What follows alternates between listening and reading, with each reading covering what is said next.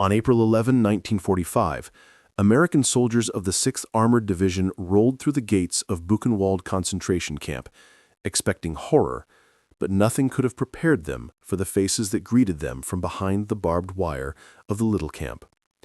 Among the 21,000 surviving prisoners were 904 children and teenagers, mostly Jewish boys, who should not have existed at all. In the Nazi system, children were useless, unable to perform hard labor, consuming resources without contributing productivity. They were supposed to be sent immediately to extermination camps, gassed upon arrival, eliminated as efficiently as possible. Yet here were nearly 1,000 boys, some as young as 4 years old, alive against all odds because of an extraordinary act of resistance. Political prisoners at Buchenwald, led by a Czech communist named Antonín Kalina, had created a secret sanctuary within hell itself, Block 66, the children's block, where adult prisoners risk their lives daily to hide, feed, protect, and save Jewish children from the gas chambers. This is the story of the child POWs of Buchenwald, boys who survived not through luck alone, but through the deliberate heroism of men who refused to let innocent children die without a fight. Buchenwald concentration camp, established in July 1937 on Ethersberg Hill near Weimar, Germany, had been designed as a labor camp rather than an immediate death facility. Unlike Auschwitz or Treblinka, with their gas chambers and crematoria built specifically for mass murder, Buchenwald exploited prisoners as slave labor in armaments factories, quarries, and workshops. Death came through exhaustion, starvation, disease, and execution, but the camp's primary function was extracting work from prisoners until they literally died on their feet. This made Buchenwald an unlikely place for children, who offered no labor value and whose presence represented a drain on already minimal resources. Yet as the war turned against Germany and Soviet forces advanced from the east, the Nazis began evacuating camps in Poland and other eastern territories, shipping prisoners westward to prevent their liberation. Among these evacuees were children, mainly Jewish boys from Hungary and Poland, who had somehow survived the initial selections at Auschwitz. The evacuations from Auschwitz in January 1945 brought approximately 10,000 prisoners to Buchenwald, including hundreds of teenage boys and some younger children. These evacuees arrived in terrible condition, having survived death marches in bitter winter weather, packed into unheated freight cars for days without food or water, already weakened by months or years in the killing center at Auschwitz. The boys who arrived at Buchenwald had lied about their ages at Auschwitz, claiming to be 16 or 17 when they were actually 12 or 13, tall enough to pass for older, desperate enough to gamble that work might mean survival. At Auschwitz, this deception had saved them from immediate gassing. At Buchenwald, it should have meant assignment to brutal labor that would kill them within weeks. Instead, they encountered something unexpected: prisoners who wanted to save them. The political prisoners at Buchenwald, primarily German communists, Austrian socialists, and Czech resistance fighters who had been in the camp since its early years, had gradually built an underground resistance organization. Through years of careful positioning, these political prisoners had placed their people in key administrative roles within the camp structure. They served as block elders, camp clerks, and work detail supervisors, positions that gave them limited but crucial control over prisoner assignments, food distribution, and record-keeping. This network, known as the International Camp Committee, used their positions to sabotage Nazi objectives whenever possible, protecting fellow political prisoners, slowing production in the armaments factories, and preserving lives when they could. When the children began arriving from Auschwitz, the committee faced a moral crisis and an opportunity. The children had no chance of survival under normal camp conditions. They could not perform the hard labor required in the quarries or factories. Their small bodies needed more nutrition relative to their size than adults, yet they would receive the same starvation rations. They would be immediately targeted for selection, the euphemism for being sent to gas chambers at other camps or simply executed at Buchenwald itself. The SS periodically conducted selections, identifying prisoners too weak or sick to work and shipping them to extermination facilities. Children would be obvious targets. Unless something could be done to protect them, they were doomed. Antonín Kalina and his comrades decided to do something. Block 8 had served as an informal children's block since summer 1943, housing Polish, Ukrainian, and Russian boys, later joined by some Jewish, Sinti, and Roma youth. But as the number of children increased with the 1945 evacuations, particularly Jewish boys from Hungary and Poland, the committee needed a larger, more organized solution. In January 1945, they established Block 66 in the Little Camp, a separate section of Buchenwald that housed the weakest and sickest prisoners in the most primitive conditions. Block 66, located in a corner of the Little Camp, as far as possible from direct SS supervision, would become the children's sanctuary. Convincing the SS to allow a children's block required careful negotiation. Kalina, who became the block elder responsible for Block 66, argued that concentrating the children in one location would make them easier to control and would prevent them from interfering with adult work details.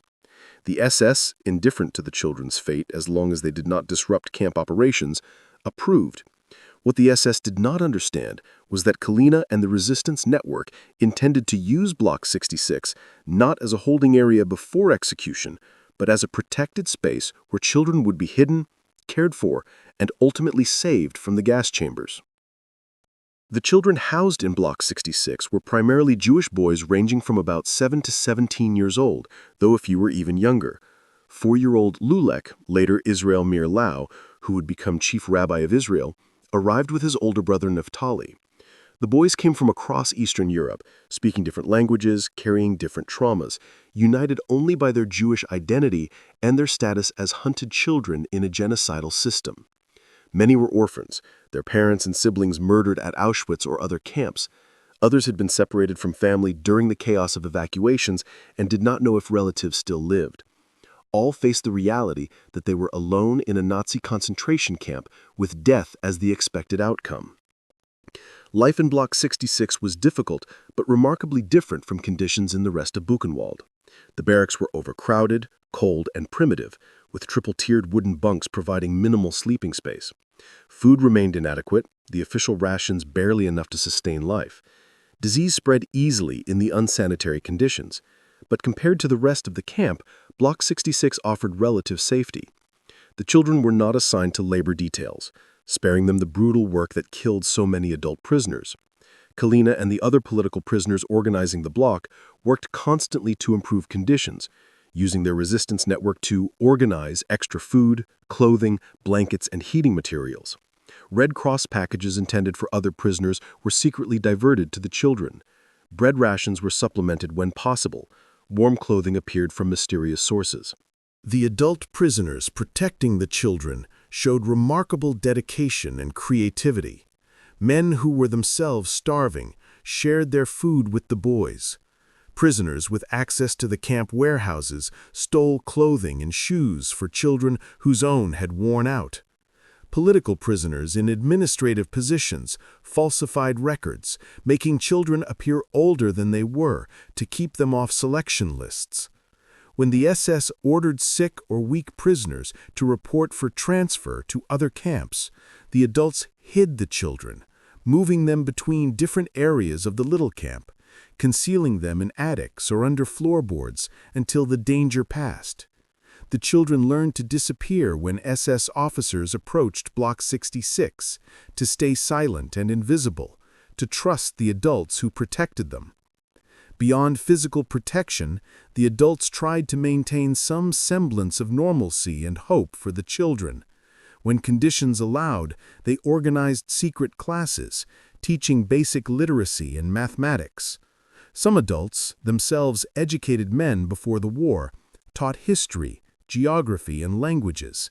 They told stories, led singing in Yiddish and other languages, tried to fill the hours with something besides fear and hunger. These activities served multiple purposes. They distracted the children from their circumstances, maintained mental stimulation that prevented complete psychological collapse, and preserved the idea that there would be a future where education mattered. The children gathered to hear stories about life before the war, about Jewish holidays and traditions, about the world beyond the wire that seemed increasingly distant and unreal. The relationship between Kalina and the children became legendary. He was a father figure to boys who had lost their fathers, a protector who stood between them and the SS, a source of comfort in a world designed to destroy comfort. He learned names, remembered birthdays, listened to worries, provided reassurance that felt increasingly hollow as the war dragged on and liberation seemed always just out of reach. He made promises he could not be certain of keeping, telling children they would survive, that their families might still live, that the Allies would arrive soon. Some of these promises proved true. Many did not. But the act of making them, of insisting that hope was not yet dead, kept both the children and Kalina himself from complete despair. As winter turned to spring in 1945, conditions at Buchenwald deteriorated rapidly. The camp population swelled with evacuees from camps being liberated by Allied forces, overwhelming the already inadequate facilities. Food supplies dwindled as German infrastructure collapsed under Allied bombing. Disease, particularly typhus, spread by lice, became epidemic. The death rate soared, with hundreds dying daily from starvation, disease, and exhaustion. The children in Block 66 faced these same dangers, and despite all efforts to protect them, some died. Their small bodies, weakened by months or years of deprivation, could not fight infections. They died of typhus, of pneumonia, of the accumulated damage that no amount of care could reverse. Each death devastated the adult prisoners who had worked so hard to save them, but also strengthened their determination that the survivors must live. In early April 1945, as American forces approached from the west, the SS began the final evacuation of Buchenwald. They ordered prisoners marched out of the camp toward other facilities deeper in Germany, death marches that killed thousands through exhaustion, execution, or simply abandonment. The SS intended to evacuate most of the prisoners, leaving no witnesses to what had occurred at Buchenwald. The resistance network knew that evacuation meant death for most prisoners, particularly the children who could not survive such a march. They made the decision to resist, to delay evacuations, to hide as many prisoners as possible, and to prepare for a moment when they might seize control of the camp before the SS could complete the evacuation.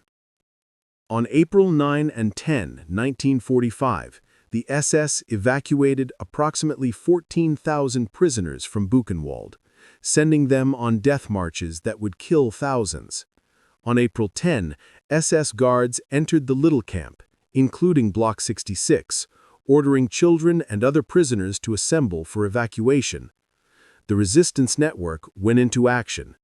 They hid children throughout the little camp, concealing them under barracks, in latrines, behind false walls hastily constructed from loose boards. Kalina moved children constantly, staying ahead of SS searches, arguing with guards, creating confusion and delays. One group of older boys, hidden in the ceiling of their barracks, fell through when the structure collapsed under their weight. The guards prepared to march them to the forest to be shot, but American planes flying overhead caused enough distraction that the boys were not immediately executed. On the morning of April 11, 1945, sensing liberation was imminent, the International Camp Committee mobilized resistance fighters who had been secretly stockpiling weapons. As SS officers ordered the guards to abandon their posts and flee, prisoners armed with improvised weapons and a few firearms they had hidden took control of the camp.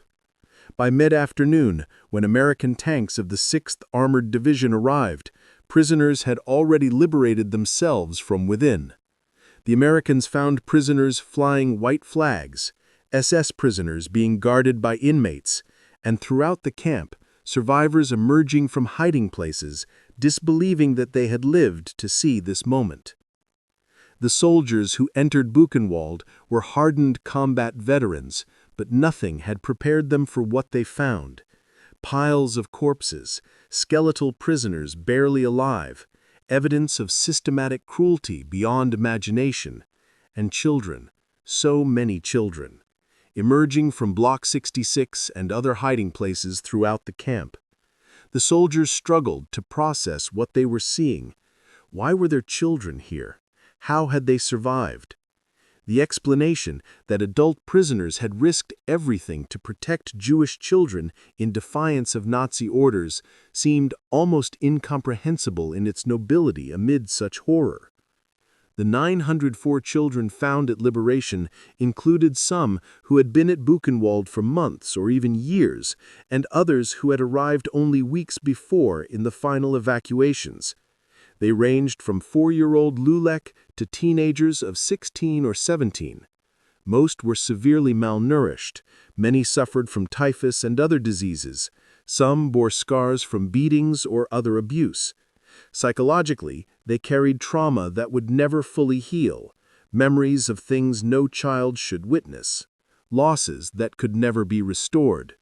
But they were alive, and that survival was a testament to the resistance prisoners who had protected them. The American liberators worked to provide immediate medical care, food, and shelter. Military doctors treated diseases and malnutrition, carefully reintroducing nutrition to avoid the refeeding syndrome that killed some prisoners who had been liberated from other camps. The children received special attention, the soldiers understanding that these were the most vulnerable survivors who needed the most intensive care. Photographs taken in the days following liberation show the children gradually recovering, their faces still gaunt, but beginning to show signs of life, their eyes still haunted, but The capable question of what hope. to do with 904 orphaned and displaced Jewish children became urgent. Most had no families to return to, their parents and siblings murdered in the Holocaust. Their home communities in Poland, Hungary, and across Eastern Europe no longer existed or had become hostile to Jewish survivors. They needed homes, families, futures. Jewish organizations, particularly the OSE, worked to place the children in orphanages and foster care. On June 5, 1945, a group of 426 children, known as the Buchenwald Boys, were transported to an OSE home in Écueil, France, beginning their journey toward recovery and new lives. The children's recovery process was long and complicated. Physically, they needed months to regain weight safely, to treat diseases, to repair damage from malnutrition. Many would never reach the height they should have achieved, their growth stunted permanently by years of starvation during critical developmental periods. Psychologically, they faced trauma that 1945 medicine barely understood. They had nightmares, flashbacks, difficulty trusting adults, problems forming attachments. They hoarded food compulsively, feared authority figures, struggled with survivor's guilt. The orphanages and foster families that took them in did their best, but neither they nor the children themselves fully understood the depth of psychological wounds that would take decades to even partially heal. Many of the Buchenwald boys eventually emigrated to what would become Israel in 1948, seeing in the new Jewish state a chance for belonging and rebuilding that Europe could not offer. Others went to the United States, Canada, Australia, or stayed in Europe. They built lives, married, had children, pursued careers. Lulek grew up to become Rabbi Israel Mir Lau, serving as Chief Rabbi of Israel and later as chairman of the Yad Vashem Council. Elie Wiesel, who had been in Buchenwald, though not in Block 66, became a Nobel laureate and one of the world's most important voices on Holocaust memory. The Buchenwald boys carried their experiences into their adult lives, often becoming educators, activists, and witnesses who ensured the world would not forget what happened and who had saved them. Antonín Kalina, the Czech communist who had been the heart of the Block 66 rescue operation, survived the war and returned to Czechoslovakia. He lived a quiet life, never seeking recognition for what he had done. Public acknowledgement came only after his death in 1990, when the full extent of his role in saving Jewish children became widely known. In 2012, Yad Vashem honored him posthumously as Righteous Among the Nations, recognizing his extraordinary courage and the hundreds of children who lived because of his actions. The recognition came too late for Kalina to know about it, but for the survivors who remembered him, it validated what they had always known, that he had been a hero who asked for nothing except that the children survive. The story of Block 66 reveals a truth often obscured in Holocaust narratives focused on Nazi cruelty, that even in concentration camps, humanity could survive, that people could choose to resist not through violence, but through protection of the most vulnerable, that saving even one life was an act of profound defiance against a system designed to eliminate all compassion. The political prisoners at Buchenwald had nothing to gain personally from protecting Jewish children. Many were not Jewish themselves. They risked their own lives, their own rations, their own chances of survival to save boys they did not know and would likely never see again after liberation. They did it because they believed that some things matter more than personal survival, that allowing children to die when you might save them is a betrayal of everything that makes us human. Today, fewer than a handful of the Buchenwald boys remain alive, the youngest now in their 80s. Each death means another witness lost, another direct connection to what happened severed. The urgency of preserving their testimonies has never been greater. Museums and archives record final interviews, capturing stories before they disappear. The survivors feel the weight of bearing witness, understanding that soon no one will remain who can say, "I was there. I survived Block 66. I remember the men who saved us." Their voices, preserved in testimony and memoir, ensure that Antonín Kalina and his comrades are not forgotten, that the 904 children who walked out of Buchenwald alive on April 11, 1945, stand as proof that resistance takes many forms, and that protecting children from genocide is among the most powerful forms of resistance possible. The individual stories of the children reveal both the horror they endured and the remarkable resilience they displayed.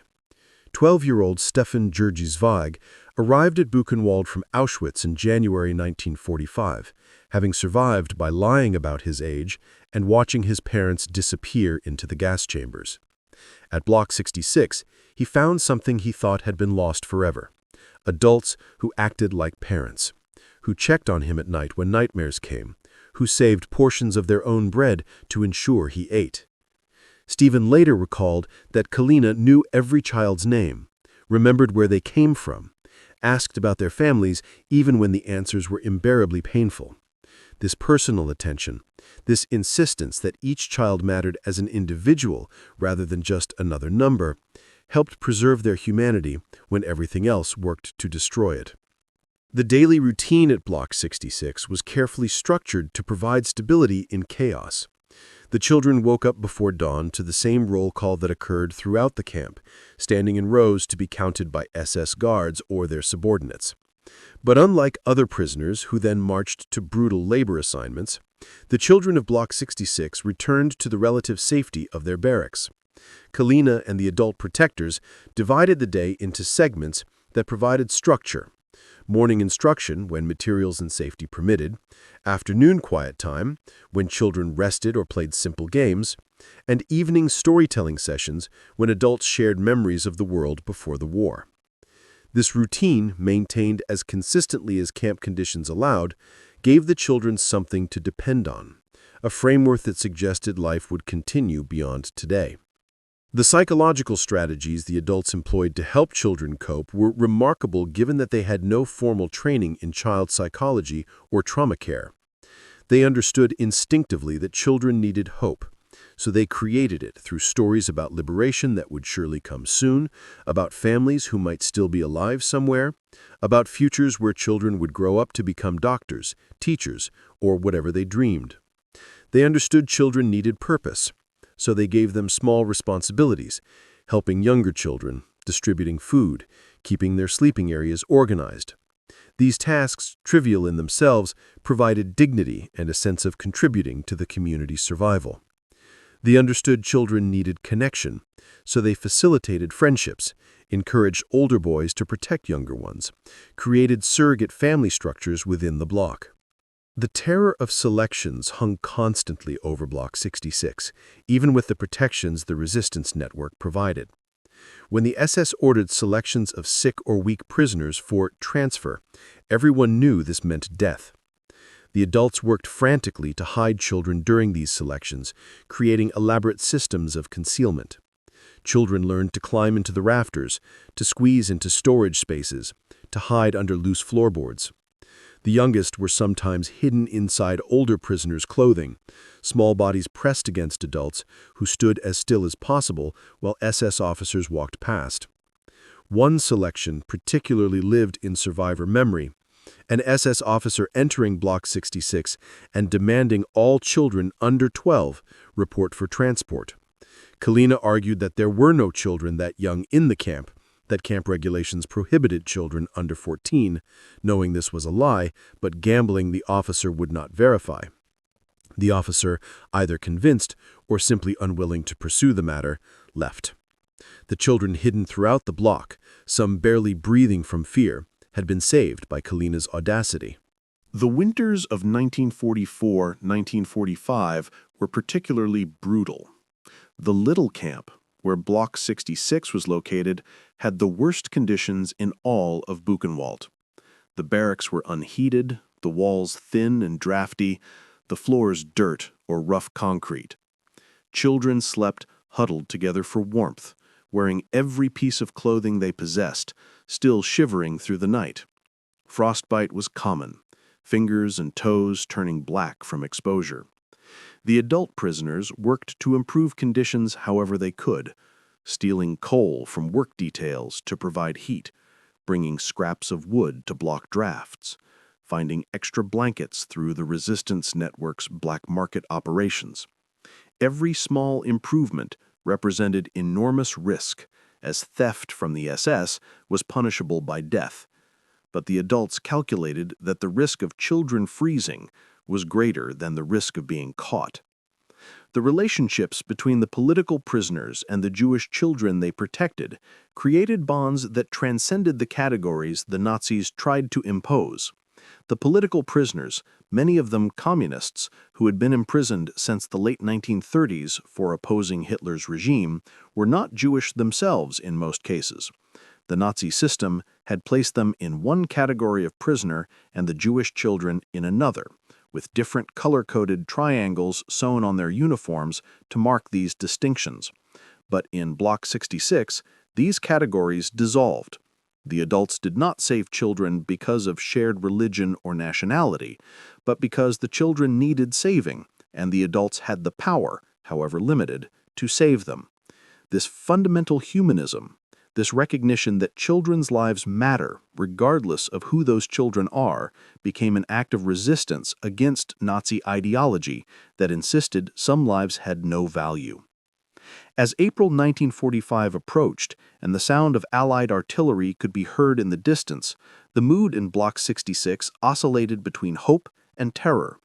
Hope that liberation was finally coming, that they had survived long enough to be freed. Terror that the SS would kill all witnesses before liberation arrived, that they had come so close to survival, only to die in the final hours. The children picked up on this tension from the adults, whose forced optimism could not completely hide their anxiety. The older boys, those 14 or 15, who understood more clearly what was at stake, had whispered conversations about what they would do if the SS ordered them marched out of the camp. Some vowed to run, to hide, to refuse. Others argued that resistance would only bring collective punishment. The adults tried to reassure them that plans were in place, that the resistance committee would not let them be taken, but everyone knew the situation was precarious. When liberation finally came on April 11th, the scenes in Block 66 were extraordinary. The children, who had learned to show no emotion as a survival strategy, suddenly allowed themselves to feel. Some wept, some laughed, some stood in stunned silence, unable to process that the nightmare had ended. The American soldiers who entered Block 66 were overwhelmed by the children surrounding them, tugging at their uniforms, asking questions in a dozen languages, showing them the bunks where they had slept, the hidden spaces where they had concealed themselves during selections. One soldier, Private Bradford Freeman, later described being surrounded by children who had no reason to trust adults after what they had experienced, yet they reached out to the liberators with a desperate need for human connection and reassurance that they were finally safe. The documentation of the children in the days following liberation created an invaluable historical record. American Army photographers and film crews recorded everything, including extensive footage of the children. These films show boys gradually transforming from hollow-eyed prisoners to children capable of smiling, playing, acting their age. The progression visible in photos taken over days and weeks of liberation shows the remarkable resilience of youth, the ability to begin healing once immediate threats are removed. But the films also show the damage that could not be quickly repaired, the wariness in their eyes, the way they hoarded food even when told there was plenty, the nightmares that caused them to wake screaming, the inability to trust that safety would last. The dispersal of the 904 children to various destinations after liberation was both necessary and heartbreaking. They had formed a community in Block 66, bonds forged in shared trauma and survival. Being separated meant losing the only family many of them had left. The older boys often tried to stay with younger ones they had protected, creating makeshift sibling relationships. Organizations placing the children tried to accommodate these bonds when possible, but the logistics of finding homes for nearly 1,000 traumatized children meant separations were inevitable. The goodbyes were wrenching, boys promising to find each other after the war, to stay in touch, to remember. Some of these promises were kept, survivors reconnecting years or decades later. Others never saw each other again after leaving Buchenwald. The legacy of Block 66 extends beyond the individual survivors to broader lessons about resistance, humanity, and moral courage. The political prisoners who created and maintained the children's block demonstrated that even in conditions of absolute powerlessness, choices remain. They could not overthrow the Nazi regime, could not liberate the camp, could not stop the Holocaust, but they could save children, and they chose to do so at great personal risk. This choice, replicated daily for months, represents a form of resistance as important as armed rebellion or sabotage. It insisted that some things matter absolutely, that protecting innocent life is non-negotiable, that humanity survives through acts of compassion even when compassion seems futile. The story also complicates simple narratives about concentration camps as places where all prisoners were equally victims. The political prisoners at Buchenwald had privileges that other prisoners, particularly Jewish prisoners and Soviet POWs, did not have. They could leverage these privileges purely for self-preservation, improving their own conditions while others died. Instead, many chose to use their privileged positions to help the most vulnerable. This does not erase the camp's horrors or make the political prisoners' suffering less real, but it does demonstrate that moral agency existed even in concentration camps, that people made choices about how to behave, and that some chose remarkable generosity when selfishness would have been understandable. For the survivors, carrying the memory of Block 66 and its protectors became a lifelong responsibility. Many dedicated themselves to ensuring Antonín Kalina and others who saved them would be remembered and honored. They pushed for recognition from Yad Vashem, wrote memoirs detailing what the adults had done, and spoke publicly about how they survived. When Kalina was finally recognized as righteous among the nations in 2012, the surviving Buchenwald boys celebrated, even though Kalina himself had died 22 years earlier. For them, the recognition validated what they had always known, that what happened in Block 66 was extraordinary, that the men who risked everything to save Jewish children deserved to be remembered as heroes, and that their own survival was not random luck, but the result of deliberate, sustained courage by people who refused to let children die without fighting to save them. The children of Block 66 were prisoners of war in every meaningful sense, civilians held captive by a regime that wanted them dead, subjected to conditions designed to kill through deprivation and disease. That 904 of them survived to liberation was not an accident or luck, but the result of deliberate, sustained, dangerous acts of rescue by men who refused to accept that children must die. Their survival stands as testimony to both the depths of human cruelty and the heights of human courage, a reminder that even in hell, some people choose goodness. Their story demands remembering not just as Holocaust history, but as a lesson in moral courage, in the power of collective action, and in the absolute necessity of protecting children regardless of the risks or costs involved.